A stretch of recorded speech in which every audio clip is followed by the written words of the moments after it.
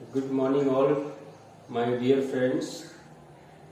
This is Umesh Kumar Mandal, and I have experience of teaching for more than 15 years. So मैं बहुत सालों से सोचता रहा कि मैं YouTube में आऊँ, बट आ नहीं पाया बहुत दिनों से, और मैं फाइनली आज मैं YouTube में आ रहा हूँ। और मैं चाहता हूँ कि जितने भी गरीब तबके के लड़के हैं, लड़कियां हैं, जो विद्यार्थी हैं, जो भी तैयारी कर रहे हैं, उनको मैं अपना एक्सपीरियंस का लाभ दूँ। उनको मैं इस एक्सपीरियंस से मैं बताऊँ कि कैसे चैप्टर को पढ़ना है। मैंने बहुत सारे यूट्यूब चैनल्स देखे हैं, बहुत सारे स्टडी मटेरियल्स देखे हैं, और मैंने जो किया है उसके अनुसार से मुझे लगता है कि मुझे अभी के जो परीक्षार्थी हैं, जो एग्जाम दे रहे हैं, जो एस्पिरेंट्स हैं, उनको मुझे गाइड करना चाहिए। और मैं अपना परिचय बताता हूँ। मैं खुद SSC I think more than 5 times मैंने क्लियर किया, सिर्फ सीजीएल, और सीएचएसएल भी मैंने 2 या 3 बार क्लियर किया है। हालांकि फाइनल जब मेरा सीजीएल का हुआ तो मैं सीजीएल होने के बाद मैंने एसएससी सीएचएसएल में ज्वाइन नहीं किया। आपको पता है कि एसएससी सीजीएल एक बहुत ही डिमांडिंग पोस्ट है। अभी भी लोग सीजीएल के पीछे लगे हुए हैं, चाहते हैं कि एक अच्छे जगह जॉब में जाके सेट हो जाए। तो आज मैं पहला डे मैं स्टार्ट कर रहा हूँ। आई थिंक ये 15 अगस्त है। तो मैं चाहता हूँ कि 15 अगस्त के दिन मैं भी कुछ फ्री हूँ और मैं अपना एक्सपीरियंस है आप लोगों के सामने साझा करूं। और मैं बीएससी मैथमेटिक्स ऑनर्स का स्टूडेंट रहा हूं, और साथ में मैंने बीएड भी किया हूं। मुझे पता है कि टीचिंग कैसे किया जाना चाहिए, और मैंने बहुत सालों से टीचिंग करता आ रहा हूं, और मैंने बहुत जगह पे किया हूं। लेकिन मैं ऑनलाइन प्लेटफॉर्म में नहीं आया था कभी। हाँ, ऑनलाइन प्लेटफॉर्म मैंने टीचिंग किया है, बट खुद से एक चैनल बना के मैं अभी तक नहीं किया हूँ। आज मेरा पहला ऑनलाइन प्लेटफॉर्म का पहला क्लास है, और मैं भी एक प्रकार से आप लोग के जैसा ही एक परीक्षार्थी हूँ, सीखना चाहता हूँ, और साथ में मैंने जो एक्सपीरियंस महसूस किया है वो मैं आप लोगों के साथ साझा करूंगा। तो आज पहला मेरा जो क्लास होगा वो चैप्टर, आप लोगों को पता है कि अर्थमेटिक में the most important chapter percentage होता है। तो परसेंटेज को हम लोग किस तरह से समझेंगे? बहुत सारे लोग कुछ बुक लेते हैं, सिर्फ बुक का क्वेश्चंस को आंसर कर देते हैं। तो क्या वही करना राइट है, या क्या उसको करने का कुछ और तरीका होना चाहिए? कैसे करा जाना चाहिए? मैं खुद बीएससी मैथमेटिक्स ऑनर्स का स्टूडेंट रहा हूँ। मैं 11th 12th इवन ग्रेजुएशन का, कंपटीशन का, 9th-10th क्लास का, सीबीएसई सारे बोर्ड्स के एग्जामिनेशन का मैंने पढ़ाया है। फिर भी मुझे लगा कि सिर्फ उतना पढ़ाने से ये कंपटीशन का एग्जामिनेशन क्रैक नहीं होगा, उसके लिए एक अलग एप्टीट्यूड होना चाहिए। इसलिए आजकल आप लोगों का एग्जामिनेशन में लिखा जाता है एप्टीट्यूड ट्रेनर। एप्टीट्यूड ट्रेनर क्यों लिखा जाता है? एप्टीट्यूड एग्जामिनेशन क्यों लिखा जाता है? कि वो सिर्फ मैथ्स का सोल्यूशन नहीं होता, उसमें आपका दिमाग चाहिए।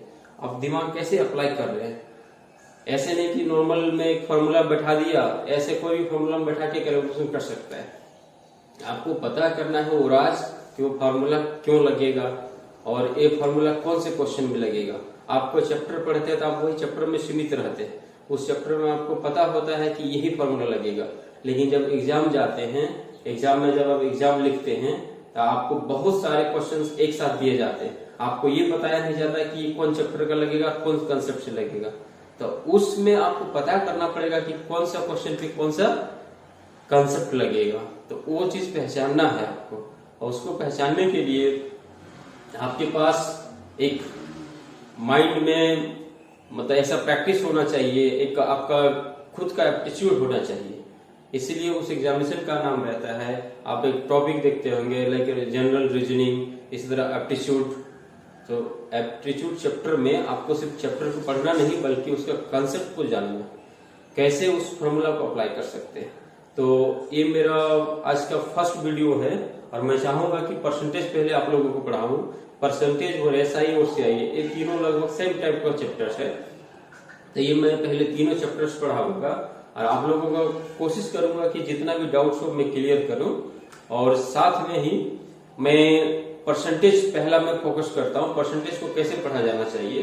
तो परसेंटेज में एक्चुअल में होता है क्या, अभी लोग क्या करते हैं, कोई भी टॉपिक को उठा लेते हैं या कोई भी बुक को उठाते हैं और पूरा क्वेश्चन सिर्फ बनाने की कोशिश करते हैं, फिर उसके पास क्या कुछ बैकअप प्लान नहीं होता है। आप कहीं पर भी क्लास कर रहे हैं, कोई भी टीचर के पास क्लास कर रहे हैं, तो आपका खुद का एक बैकअप प्लान होना चाहिए, आपके पास खुद का एक नोट्स होना चाहिए, एक कॉन्सेप्ट होना चाहिए। आपके पास परसेंटेज पढ़ रहे हैं तो परसेंटेज में 15-20 टॉपिक्स ऐसा होना चाहिए जिसका कंसेप्ट आपको पहले आना चाहिए, फिर बाद में आप क्वेश्चंस को कर सकते हैं। यदि आपके पास कंसेप्ट नहीं है तो आप क्वेश्चन कैसे करेंगे। इसलिए पहला क्या है, आप कंसेप्ट कोशिश करिए। कंसेप्ट मीन्स वो बेसिक कंसेप्ट सिर्फ नहीं, concept basic along with tricks, along with like short tricks, like short basic formulas. तो ऐसे आप जब करेंगे तभी आप क्या होगा, सक्सेस कर पाएंगे, तभी आपको कॉन्फिडेंस आ पाएगा। यदि आप कोई चैप्टर उठाते हैं और सिर्फ क्वेश्चन ही कर देते हैं और आप कोई कंसेप्ट डेवलप नहीं कर पाते हैं, कि फॉर एग्जांपल के लिए मैं आपको बताऊं कि the price of sugar was increase by 20%, then how much percent its consumption should be decreased so that the expenditure remain constant. अब ये परसेंटेज का चैप्टर का क्वेश्चन है। सिमिलरली बहुत सारे क्वेश्चन हैं। सिमिलरली आप सेकेंड क्वेश्चन में बताता हूं, if length of a rectangle is increase by 10%, how much its breadth should be decrease so as its area remain unchanged. इस दोनों क्वेश्चंस में क्या है, इन दोनों क्वेश्चंस में कॉन्सेप्ट सेम है, लेकिन आपको एक रेक्टेंगल लग रहा है, आप सोचते होंगे कि ये चैप्टर तो मेंसुरेशन है, ये चैप्टर तो नॉर्मल परसेंटेज का है, बट ऐसा नहीं है। आपको क्या है, कंसेप्ट पर देखना है, आपको चैप्टर मत देखना है, कंसेप्ट कैसे है, कंसेप्ट कैसे बना सकते हैं, तो इसमें क्या कंसेप्ट है। ऐसे कितने सारे क्वेश्चंस हैं जिसमें यही कंसेप्ट लगेगा, ये आपको माइंड करना है, यही चीज समझना है। तो मैं कोशिश करूंगा कि जो भी चैप्टर पढ़ाऊं उसमें आपको कंसेप्ट डेवलप कराऊं और एक क्वेश्चन का एटलीस्ट 2 या 3 तरीके से मैं सॉल्व करना सिखाऊं। पहला बेसिक्स भी सिखाऊं, ट्रिक्स भी सिखाऊं, प्लस रेशियो से करना बहुत ज्यादा इंपॉर्टेंट है। कंसेप्ट भी बोलते हैं तो इसमें रेशियो भी करना बहुत जरूरी है। तो मैं आज का इंट्रोडक्शन क्लास इतना ही बताता हूं। अब मैं एक परसेंटेज का चैप्टर लेता हूं और परसेंटेज का चैप्टर में अभी पढ़ाने जाता हूं, ठीक है।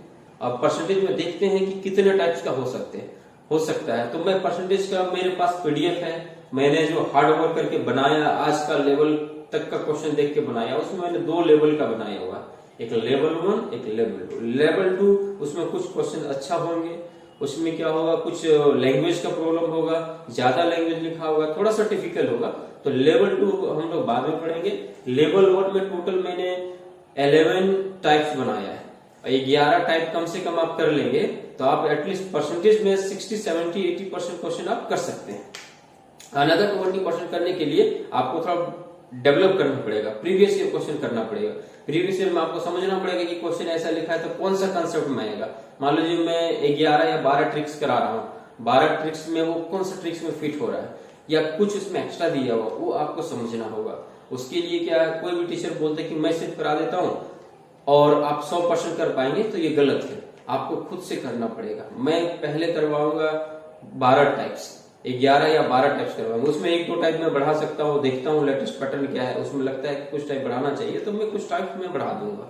उस टाइप में करने के बाद क्या, एटलीस्ट 12 टाइप का आप 2 या 4 क्वेश्चन करके या 5 क्वेश्चन करके एवरेज करते हैं तो मिनिमम 60 क्वेश्चन आपके पास एक हैंड रिटन नोट्स होना चाहिए। उसको अब क्या है, प्रत्येक महीना में कम से कम 5 से 6 बार रिविजन करिए। इससे क्या होगा, आप पूरा कंसेप्ट को आसानी से कर पाएंगे। आजकल होता है कि स्टूडेंट जब एग्जाम में जाते हैं तो क्वेश्चन तो पता होता है बट बना नहीं पाते टाइम पे। और मैं खुद एक मैथ का स्टूडेंट रहा हूँ, मैं बीएड किया हुआ हूँ, प्लस मेरा टीचिंग बहुत ही अच्छा था, मैं बहुत सालों से पढ़ा रहा था, फिर भी मैं पर चैप्टर को कम से कम 1 मंथ में 5 से 6 बार मिनिमम करता था। और मैं कभी नहीं ये सोचता था कि मैथ का स्टूडेंट है, मैं ईगो कभी नहीं करता था। मैं ईगो कभी नहीं करता था कि मैं मैथ का स्टूडेंट, मैं इतना रिविजन क्यों करूँ, मुझे आता है। नहीं, वहां आने से नहीं होगा, आपको within the time limit बनाना है। यदि 1-2 क्वेश्चन आप फंस जाते हैं, आपका टाइम एक्सटेंड हो जाएगा। इससे क्या होगा, बना नहीं पाएंगे, आप क्वेश्चन छूट जाएगा और एक चैप्टर गड़बड़ होने के कारण आपका अनदर चैप्टर है वो भी खराब हो सकता है, क्योंकि इसका प्रेशर आप दूसरे चैप्टर में देंगे। इसलिए क्या है, आपको मिनिमम क्या है, 5 से 6 बार एक चैप्टर को पर मंथ रिवीजन करना है मिनिमम। मैं एक चैप्टर में 1000 क्वेश्चन करने नहीं बोलूंगा, एक चैप्टर में 100 से 150 क्वेश्चन करने बोलूंगा, बट 150 को 10 बार करिए एक महीने में। लेंथ कितना है, 10% बढ़ा देंगे। How much percent it's breadth should be decrease so that area remain constant और अनचेंज और बैलेंस्ड। सो इन क्वेश्चन ये आपको दिया जाएगा कि एरिया क्या है, कांस्टेंट रहे या बैलेंस रहे, रिमेन अनचेंज, ऐसा क्वेश्चन में दिया जाएगा। मतलब लेंथ बढ़ाएंगे तो ब्रेथ कम करना पड़ेगा, तभी तो बैलेंस होगा। तो इसमें क्वेश्चंस का क्या है, ये क्वेश्चंस का मैं आपको टाइप 3 के क्वेश्चंस अटैच किया गया है। मतलब क्या होता है, L इंटू बी, और 10% इंक्रीज हो रहा है। 10% को हम लोग क्या लिख सकते हैं, 1/10। ओके, 10% को हम लोग क्या लिख सकते हैं, 1/10 मीन्स यदि लेंथ 1/10 मीन्स लेंथ 10% इंक्रीज हो रहा है, तो लेंथ को क्या लिख सकते हैं, 1/10 मीन्स पहले लेंथ यदि 10 होगा तो अभी लेंथ क्या होगा, 10 + 1 11 होगा। तो पहले लेंथ 10 होगा तो बाद में लेंथ कितना होगा, 11। तो ब्रेथ बोल रहा क्या होना चाहिए, ब्रेथ कितना परसेंटेज इंक्रीज होना चाहिए। तो हम लोग को पता है कि लेंथ 10 एंड 11 है, तो ये रेशियो क्या हो जाएगा, 11 और 10, ताकि एरिया दोनों केसेस में क्या होगा, इस केसेस में एरिया क्या होगा बताइए, एरिया होगा 11 × 10 110, यहां भी इस केस में क्या होगा 11 × 10 110। अब आप लोग देख सकते हैं कि एरिया रिमेन कांस्टेंट। तो एरिया रिमेन कांस्टेंट करने के लिए ही आपको ये 10 11 है तो 11 10 करना पड़ेगा। तो फिर क्या होगा, एरिया रिमेन कांस्टेंट हो जाएगा, एरिया इसका बराबर रहेगा, ये चेंज नहीं होगा इस केसेस में। तो इसमें क्या देखते हैं हम लोग, फर्स्ट में लेंथ क्या था, 10 था, बाद में 10% बढ़ा तो 11 हो गया। बट ब्रेथ में क्या हुआ, ब्रेथ पहले ब्रेथ 11 था, अब क्या हो गया 10 हो गया, तो ब्रेथ क्या हुआ, कम हुआ। अब ब्रेथ कितना डिक्रीज हुआ, 1 डिक्रीज हुआ। अब डिक्रीज कहां से हुआ, 11 पहले था, अभी 10 हो गया, तो 11 से 10 में होने के लिए क्या करेंगे, 1/11 करेंगे। और 1/11 का परसेंटेज वैल्यू क्या होता है, 1/11 का होता है 9 होल 1/11%। तो एरिया का ये फॉर्मूला हो गया, ये रेशियो से मैंने बताया। और दूसरा, इसको आप लोग नोट कर लीजिए। और दूसरा जो कंसेप्ट है, इसका सीधा ट्रिक है कि जब भी यहां लेंथ यदि 10% प्लस हो रहा है, तो एक ट्रिक है, एक डायरेक्ट 1 माइनर ट्रिक है। इस ट्रिक में क्या करते हैं, यदि एरिया के बारे में निकालना कि ब्रेथ कितना परसेंट डिक्रीज करना चाहिए, तो कितना परसेंट करना चाहिए, 10 डिवाइडेड बाय 100। यदि यहां प्लस हुआ है तो +10 कीजिए, दैट इज द आंसर। सो 10/110, ये 0 0 क्या होगा, कट जाएगा, तो 1 क्या होगा 11। और 1/11 का मतलब ये होता है 9 होल 1/9%, मतलब 9/1/11% आंसर होगा। तो एक ही क्वेश्चन को हम लोग सेकेंड क्वेश्चन करते हैं इसमें, जो दूसरा क्वेश्चन है मेरा टाइप में, इसमें है कि यदि प्राइस ऑफ शुगर, यदि शुगर का प्राइस में मान लीजिए 20% इंक्रीज हो रहा है, तो इसके कंजम्पशन में कितना परसेंट डिक्रीज होना चाहिए, ताकि इसका एक्सपेंडिचर है वो कांस्टेंट होना चाहिए, ये कांस्टेंट होना चाहिए, मींस दैट मींस ये कांस्टेंट होना चाहिए। और इसको हिंदी में क्वेश्चन ऐसे कर सकते हैं कि शुगर की प्राइस में या दर में 20% की वृद्धि होती है, शुगर का रेट जो है वो 20% बढ़ रहा है, तो इसका बोल रहा है कि इसका खपत कितना परसेंट कम कर दे, कितना परसेंट डिक्रीज कर दे, ताकि इसका खर्च जो है वो कांस्टेंट रहे। तो खर्च कांस्टेंट रखने के लिए क्या करेंगे, सेम कॉन्सेप्ट है। तो जहां भी वो कॉन्सेप्ट आएगा आपका, जैसे मैंने बताया था एरिया L × B बराबर A आया, तो जहां भी इस पैटर्न में जहां भी क्वेश्चन वो आएगा, जहां भी इस कॉन्सेप्ट में आएगा, वो क्या होगा, सेम ट्रिक लगेगा। जैसे L × B = A, इसी तरह क्या होगा, प्राइस इंटू कंजम्पशन = एक्सपेंडिचर, तो इसमें भी सेम ट्रिक लगेगा, same like L × B, here price into consumption = expenditure = area. तो इस टाइप के क्वेश्चन जहां भी आएंगे वहां पे सेम ट्रिक लगेगा। तो आप इसका आंसर सीधा कर सकते हैं, आंसर क्या होगा, 20% बढ़ रहा था, तो 20/100 प्लस 20, तो 1/20। अब 0 0 कट जाएगा, तो 1/6%। 1/6 रेशियो किसके परसेंट के बराबर है, 16 2/3%। तो ये रेशियो के बराबर है 16 2/3%। और इसमें क्या है, दूसरा कंसेप्ट ये भी मैं बता दूं, दूसरा कंसेप्ट रेशियो को आपको जानना जरूरी है, सिर्फ ये क्वेश्चन के लिए नहीं, क्योंकि यहाँ तो आसानी से बन जा रहा है। कभी कभी क्या होता है, वो कंसेप्ट जानना आपके लिए ज्यादा बेहतर होता है। तो 20% को हम क्या लिख सकते हैं, 1/5। तो एक होता है रेट, अभी हम लोग क्वेश्चन जो पढ़ रहे थे, एक है कंजम्पशन। तो रेट पहले क्या था, रेट 20% बढ़ जा रहा है, तो रेट पहले 5 था, तो 20% बढ़ जा रहा है, तो 5 प्लस 1 कितना होगा, 6 होगा। कंजम्पशन क्या होगा, जस्ट ऑपोजिट होगा, 6 होगा यहाँ, तो यहाँ 5 होगा, ताकि एक्सपेंडिचर होगा 5 प्लस 6 30 होना चाहिए। ये देखिए बराबर हो जा रहा है, ये भी 6 × 5 ये क्या होगा, ये भी इक्वल हो जा रहा है। अब बोलिए रेट क्या है, 5 से 6 हुआ, तो कंजम्पशन क्या हुआ, 6 से 5 हुआ, मतलब कंजम्पशन क्या हुआ, डिक्रीज हुआ, 1 डिक्रीज हुआ, किसमें डिक्रीज हुआ, 6 में। 1/6 को हमको परसेंटेज बदलने के लिए क्या करते हैं, 100 से मल्टीप्लाई करते हैं, तो 16 होल 2/3%। बट हम लोग 100 से कभी मल्टीप्लाई नहीं करेंगे, क्योंकि आपको ये रेशियो भी दिमाग में रखना है। 1/6 में 16 होल 2/3%। इसके लिए मैं एक स्पेशल क्लास लूंगा, आप सारे रेशियो को मैं कन्वर्ट करके बताऊंगा कि सारे रेशियो कैसे, परसेंटेज और रेशियो का जो रिलेशन है वो कैसे रहता है। तो ये दो कंसेप्ट से आप बनाइए इसको। अगला क्वेश्चन है, फॉर एग्जाम्पल के लिए सेम पैटर्न का क्वेश्चन होगा, आपको अभी मैं बता रहा हूं तो लग रहा होगा कि सेम कंसेप्ट है, सेम ट्रिक है, बट क्वेश्चन में आपको क्या होगा, जब एग्जाम आप अटेंड करेंगे तो आपको पता नहीं चल पाएगा कि ये यही कंसेप्ट बनेगा नहीं। तो अगला क्वेश्चन से फॉर एग्जाम्पल के लिए, आपको पता है ट्रायंगल, ट्रायंगल का एरिया क्या होता है, ट्रायंगल का एरिया होता है half into base into height. तो ये मान लीजिए बेस है बी, और ये क्या है, इसका हाइट किसको कहते हैं, बेस में जो परपेंडिकुलर है उसको क्या कहते हैं, हाइट। तो इसका भी एरिया ऑलमोस्ट ट्रायंगल का जो एरिया है, ट्रायंगल का एरिया को हम लोग कैसे शो करते हैं, ऐसे शो करते हैं। ट्रायंगल का जो एरिया है वो क्या होता है, half into base into height. Means triangle का एरिया जो है वो डिपेंड करता है बेस और हाइट पर, ताकि हाफ तो कांस्टेंट है, हाफ का वैल्यू कभी ना बढ़ेगा ना घटेगा, इसलिए area of triangle is directly proportional to base into height. So base और हाइट जब बढ़ेगा या घटेगा तो एरिया ऑफ ट्रायंगल भी क्या होगा, बढ़ जाएगा या घट जाएगा। इसका मींस यही हुआ कि यहां पर भी एरिया जो है किस पर डिपेंड करता है, product of 2 item equal to third item. तो जहां भी ऐसा 2 का मल्टीप्लाई तीसरा हो, वहां पे वो कंसेप्ट हम लगा सकते हैं, ठीक है। तो इसमें क्या होगा, इसमें भी मान लीजिए मैं क्वेश्चन देता हूं कि त्रिभुज की आधार में 30% की वृद्धि होती है, तो बताए इसका हाइट में कितना परसेंट की कमी होना चाहिए, ताकि इसका जो क्षेत्रफल है वो कांस्टेंट हो।